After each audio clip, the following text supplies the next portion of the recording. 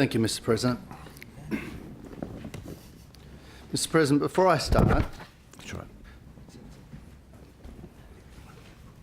Thank you. Oh, yeah. Members will understand that I'm a bit emotional. I said to my colleague, I'm not nervous, I'm just emotional.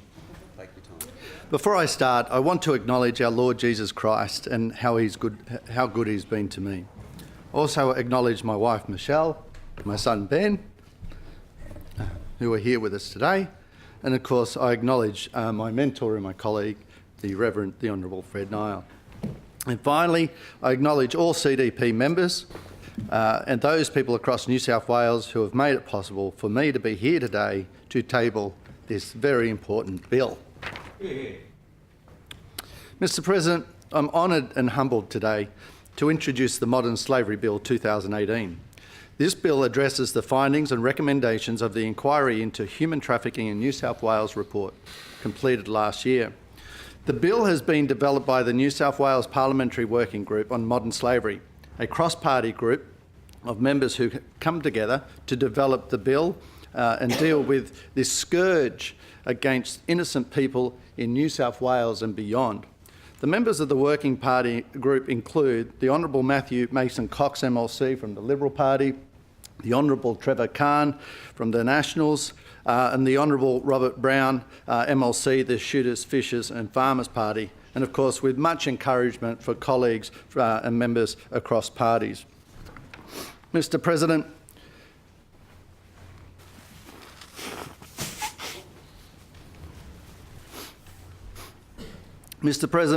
slavery and human trafficking has been around since the beginning of time.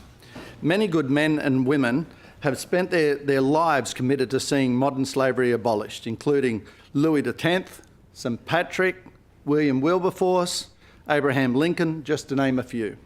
In that spirit, first and foremost, I welcome those in the gallery who have come to support this bill today. Too many to mention, obviously, individually, but phenomenal in everything they do for this cause. I also thank those people who sent in submissions to the inquiry and those who gave evidence at our hearings. Mr. President, in April 2017, I undertook a Commonwealth Parliamentary Association study tour to the United States of America and Canada to investigate how governments, churches, non-government organisations and other groups address and tackle human trafficking and homelessness. I wanted to contribute to the debate by learning from these organisations, legislative frameworks, their initiatives, their programs, support services, policies and opportunities for collaboration on a global scale.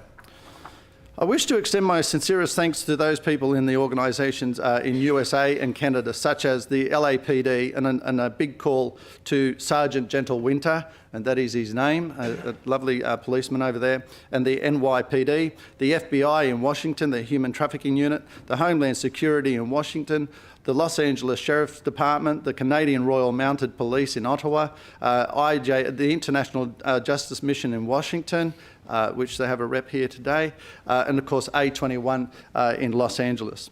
And of course the many others during our tour who gave their valuable time to share evidence, research and experience on my study tour. Mr. President, human trafficking is a modern form of slavery. It is a transnational crime that preys on society's most vulnerable. Human trafficking includes slavery, slavery-like practices such as servitude, forced labour, debt bondage, organ trafficking, deceptive recruiting, child cyber sex trafficking, as well as forced marriage and childhood brides. Unfortunately, Mr. President, data does not reflect the true levels of modern slavery due to its very nature being a clandestine activity that hides in the shadow of our communities on a daily basis. However, it is estimated that there are 45.8 million people worldwide and over 4,000 people in Australia who are victims of some form of slavery, according to the Global Slavery Index 2016. Mr. President, drugs can be sold once and used, but people can be sold time and time again. Mr. President, some of the members here may have seen the recent Four Corners episode called Behind Closed Doors by Louise Mulligan. If you haven't, I encourage you to watch it. The story tells of 3 people from Pakistan, Thailand and the Philippines respectively, employed to work for the embassies in Canberra. They were subjected to extreme working conditions such as low pay or even no pay, excessive long hours, no recreation days, unacceptable living conditions and refusal for them to practice their faith. Threats were made to their life and their families' lives and the removal of their passport. Mr. President, these are basic human rights and every man, woman and child are entitled to. Mr. President, the Salvation Army has also found at least 20 known cases of this type of modern slavery in embassies in Canberra alone. This is modern slavery, sadly, alive and well in our very own backyard, our nation's capital. I've heard stories of women being promised work as cleaners only to be forcefully put into sexual exploitation. They were forced to work long hours with no pay and their basic freedoms and rights were removed from them in order to pay off their pimp or trafficker. Mr. President, some may ask, why do we need a modern slavery bill in New South Wales? Well, Mr. President, just over a week ago, the Daily Telegraph reported girls as young as 12 years of age were being kept as sex slaves and used as prostitutes in Sydney's West. The Daily Telegraph reported that the vulnerable girls were pimped out to older men in seedy motels after being recruited through Facebook. Mr. President, in the course of a 3-year investigation, News Corp has learnt that an Australian man bought a kidney of a 26-year-old Pakistani woman as part of a transplant costing $116,000. The investigation found that the unregulated trade of organ trafficking is seeing prisoners as shot on demand to supply human organs. Mr. President, in July last year, a Union's New South Wales audit of job advertisements for foreign workers in Australia found almost 80% of advertised positions offered below the minimum wage. Union Secretary Mr. Mark Morey said foreign workers were often scared to speak out about being paid too little. He said to the SBS News, quote, "Some people are just fearful of coming forward to complain about employers for the ramifications that they may occur from that. Such as having their visa cancelled." Mr. President, the ABC News reported that in New South Wales alone, the Fair Work Ombudsman has recovered more than $20 million for 9,000 exploited workers over the past 3 years. Again, there is a common misconception among foreign workers that making a complaint to the Ombudsman or even asking for help could lead to their visas being revoked and their jobs being lost. There is a genuine fear out there that this will happen. Mr. President, as the chair of the Human Trafficking Inquiry in New South Wales, the committee was informed of horrific evidence relating to the growth of child cyber sex trafficking by the former New South Wales Police Commissioner, Mr. Andrew Scipione. Mr. Scipione said, quote, "Cyber sex trafficking paints a very worrying scenario for the future because you don't necessarily need to move people across borders if you can move the images in real time." Mr. President, child sex trafficking is a much bigger problem than most people realise. Catherine Sheehan recently reported in the Catholic Weekly she met with a former New South Wales detective who stated, "It's a billion-dollar industry. The profits are enormous. It's a commodity that can be used over and over again with little to no punishment." Mr. President, bodies are not commodities.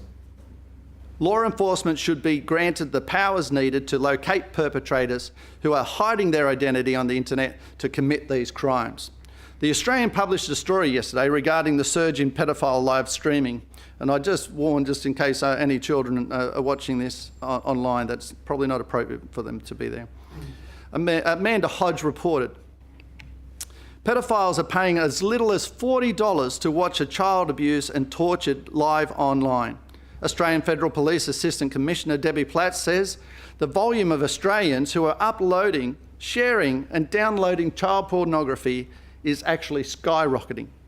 The Assistant Commissioner goes on to say, in some instances, it costs $40 to watch a child in a Southeast Asian country be raped online. But that $40 can feed that family in Indonesia or Philippines for maybe a month.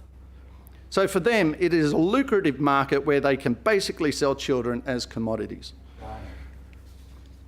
The Assistant Commissioner explained the distressing arrangement whereby Australians can get online and order a child, and order what they want to see happen to that child.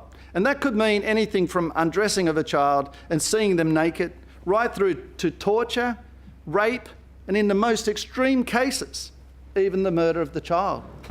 Mr. President, it is deeply disturbing and heartbreaking. It even shakes one to the core to even contemplate this happening to any child.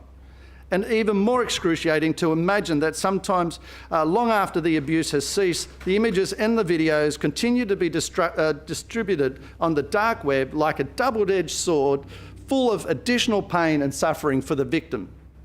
Mr. President, depravity of mankind knows no bounds. Mr. President, according to the United Nations 2016 Global Report on Trafficking in Persons, 79% of trafficking is for sexual exploitation, and the victims are predominantly women and girls. Children account for 20% of traffic victims worldwide, Mr. President.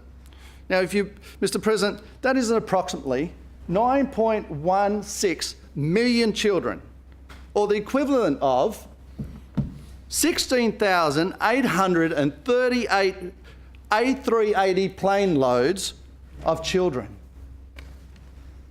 Mr. President, I heard of the rise of young girls forced into illegal marriage, exposing them to long-term abuse and rape at the consent of their families.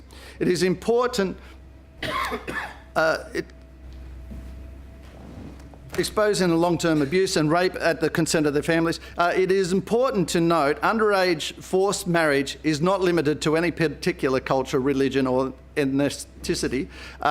Regardless of religious or cultural background, it is unacceptable and reprehensible to expose children to a forced marriage, whether that be here in Australia or taking them overseas. Mr. President, I'm sure you can recall a story last year where a man allegedly abducted, raped and forced a teenager girl to marry him against her will in an Islamic ceremony. Police allege the girl was sexually assaulted before being taken to a private home in Lakemba in Sydney's West, where an imam is then claimed to have had married the couple under Sharia law. This is only the tip of the iceberg. Mr. President, I could be here all day with the horrific stories on modern slavery and slavery-like practices in New South Wales alone. These are not isolated events. Before 2004 and 2007, the Australian Federal Police alone looked into more than 900 allegations of human trafficking and slavery. Mr. President, we cannot continue to ignore modern slavery in New South Wales or Australia, or for that matter, across the world. Mr. President, I, along with many stakeholders in the gallery, are here today to be a voice for the voiceless.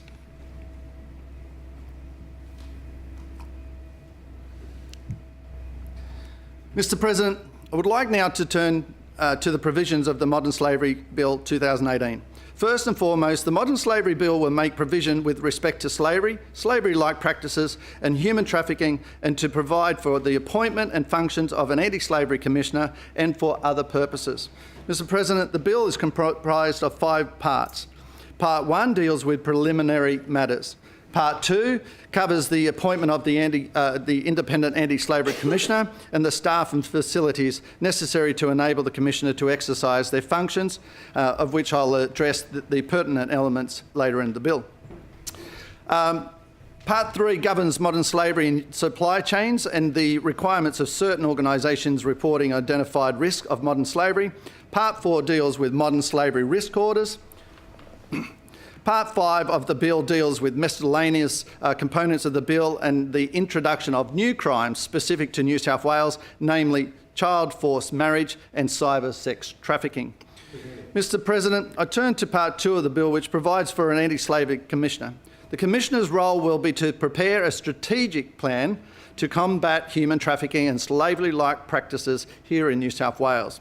The commissioner will be responsible for educating and informing New South Wales residents, young people and children of the warning signs of modern slavery. The Commissioner will assist and work cooperatively with, on potential cases of suspected cases of modern slavery, and the role does not include investigating or dealing directly with individual cases. Finally, Part 2 outlines the delegation of the Commissioner's powers and the responsibility for preparing and publishing an annual report to the Houses of Parliament.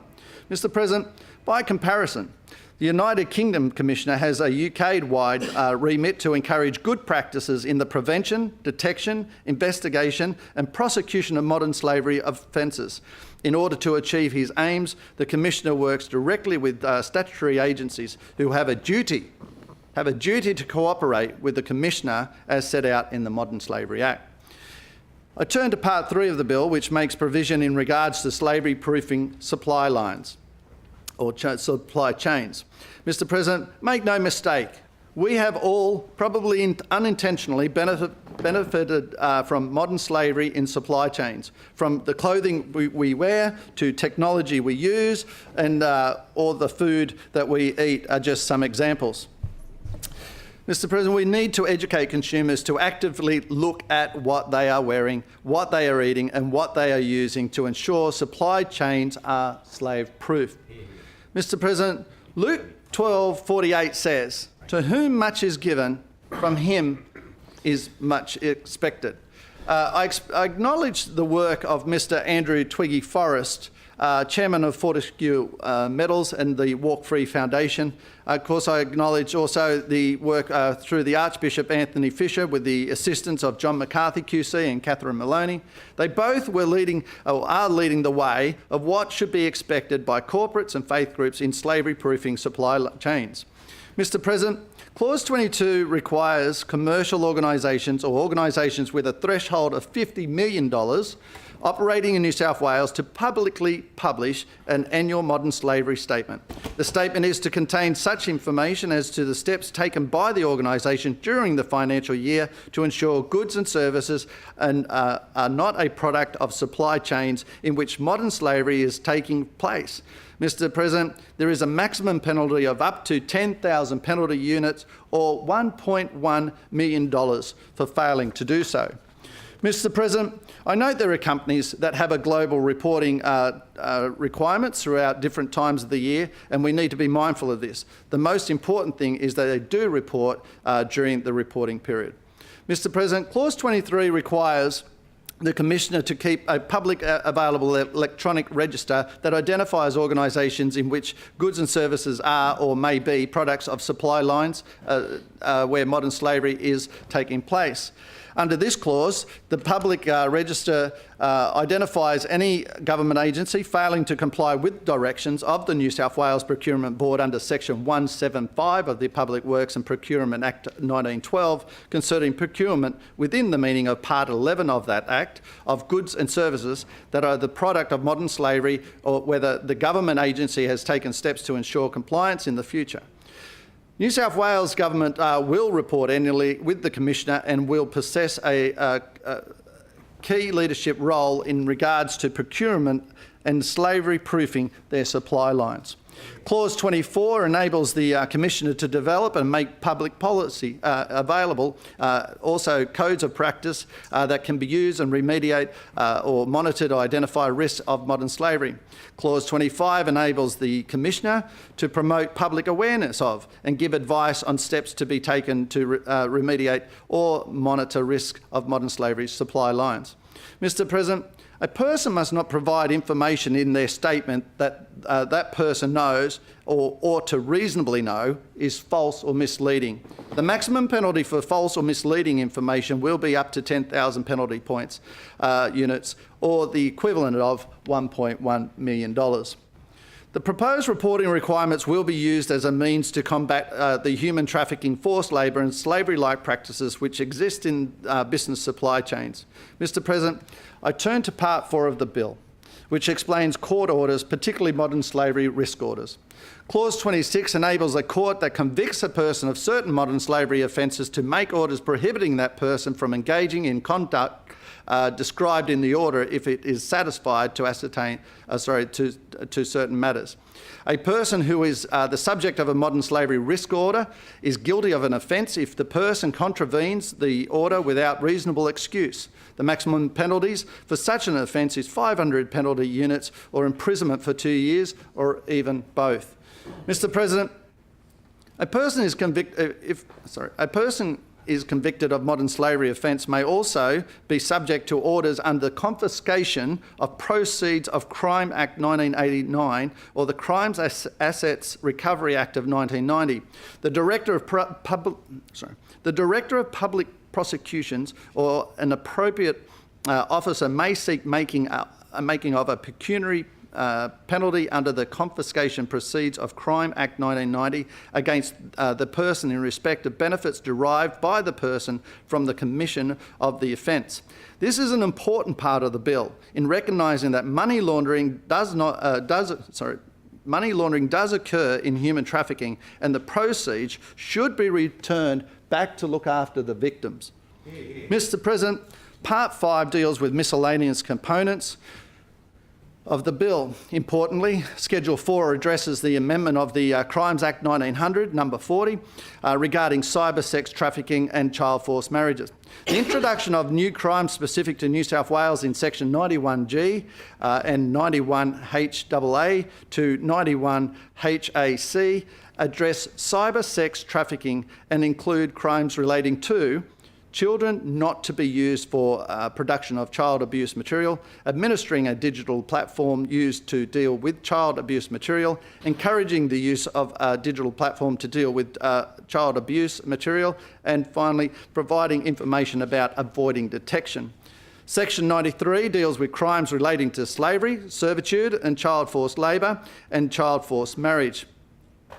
Mr. President, I note for the record we have already received feedback from various stakeholders, including the Sydney Archdiocese Anti-Slavery Task Force, Fighting for Justice Foundation, St James Hall Chambers. We will also look into a dedicated non-government hotline to encourage victims and aid them in reporting. We also note that there is room for further debate for enhancing human rights due diligence in public procurement. The working group will continue to seek stakeholder feedback in the coming weeks throughout New South Wales.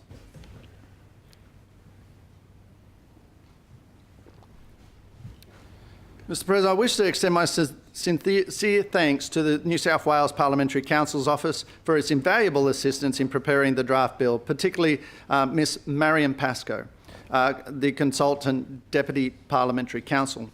They patiently worked with us even through Christmas. It was amazing, the commitment, and done a phenomenal task in this very limited time given to her. I would also like to thank my colleagues, the Honourable Matthew Mason-Cox and his senior advisor, Andrew O'Sullivan, for their instrumental assistance in preparing this draft bill.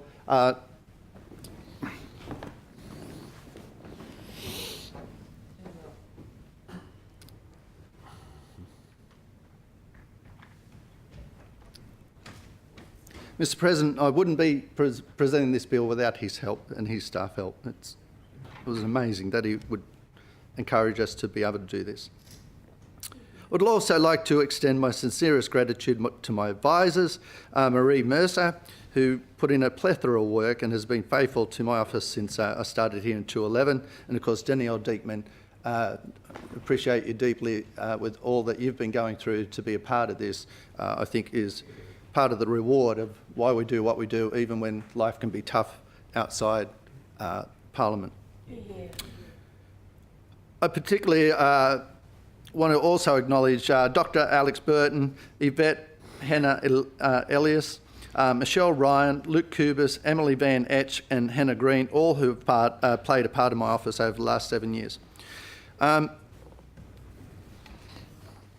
I thank the Premier for New South Wales, the Honourable Gladys Berejiklian, and the Opposition Leader, Mr Luke Foley, for their provisional support for the bill. We look forward to working together on this important bill to ensure it's passed through both houses prior to the July winter break. I acknowledge the work of the Parliament of Australia, particularly the members of the Federal Inquiry into Human Trafficking and the Joint Standing Committee on Foreign Affairs, Defence and Trade, who released their report entitled Hidden in Plain Sight. We are encouraged that the federal government have put into place visa stabilisation for up to 200 days whilst cases are being investigated and victims are seeking legal pathways to find justice. Mr President, in conclusion, Proverbs 31:8 says, "Speak out on behalf of the voiceless and for the rights of all who are vulnerable."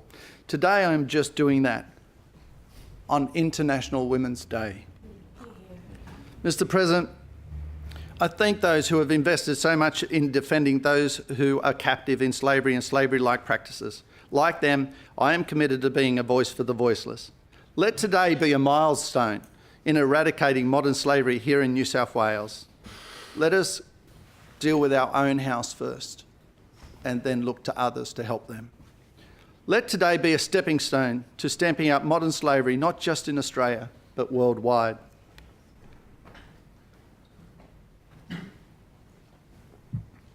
Finally, Mr President, I leave the members of this chamber with the wise words of William Wilberforce, who quoted, "You may choose to look the other way, but you can never, never again say you did not know." I commend the bill to the House. Yeah.